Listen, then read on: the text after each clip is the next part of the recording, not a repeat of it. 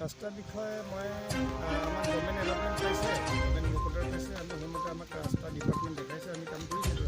কি স্কিম আছে? স্কিমটো কাউন্সিলৰ স্কিম বুলি কৈছে। হয়, কাউন্সিল হ'লেও স্কিম একটামানতো থাকিব। স্কিমৰ তেনেকুৱাকৈ জাষ্ট নাই, মই এইটো ইম্প্ৰুভমেণ্ট বুলি তেনেকৈ দিছে। নহয়, কাগজ যিটো কাগজ থাকিলে এইটো কাগজ লগত লিখিব পাৰিব। মই কাগজ চাব লাগিব। SOP দি SOP হয়, কিন্তু কাউন্সিল 4 কিলোমিটাৰ। টাৰ্গেট ক'ত হয়?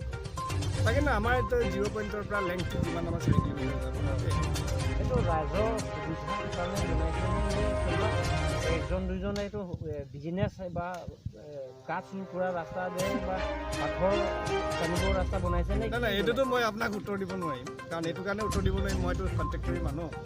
আমিতো য'তে কাম দেখে তাতে কাম পাৰ্টিচিপেট কৰে, টেণ্ডাৰ পাৰ্টিচিপেট কৰে, সেইমতে আমি কাম পালে আমাক যেনেকৈ ডিপাৰ্টমেণ্ট ফ'ল' আপ কৰিব পাৰে আমি তেনেকৈ কৰিব। ইয়াৰ লোকেল ডিমাণ্ড কি এইটো সম্পৰ্কে একচুৱেলি ৰাইজৰ সুবিধা হয়, যদি এইফালেতো ৰাইজৰ গাঁৱত নাই, মানুহ নাই, এইখিনি কথা গোটেই গাঁৱৰ গোটেই কি আছে পৰিৱেশটো, ইয়াৰ এনভাইৰমেণ্টটো সম্পৰ্কে ক'ত কিমান লোকেশ্যন আছে বা এইখিনিতো মই নাজানো, যিহেতু মোৰ ঘৰ শিৱসাগৰ।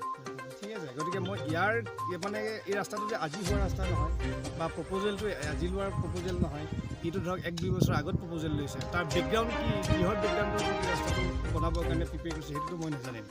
আৰু এইখিনি সম্পৰ্কত আপোনালোকে যদি ডিপাৰ্টমেণ্টক যদি সোধে তেতিয়া ফাৰ বেটাৰ ৰিজাল্ট পাব, শুনিব আপোনালোকে আনচাৰটো। এমাউণ্ট কিমান আছিলে এতিয়া? এইটো চেণ্ট্ৰেলৰ নে কিবা? এতিয়া কাটিং আছে, তাৰপৰা গ্ৰেভেলিং আছে, চাইডলাম আছে, ড্ৰেইন আছে। নাম জনাব। মোৰ নাম ইন্দ্ৰজিৎ বৰুৱা। কিহত ব্যৱস্থা ইয়াত?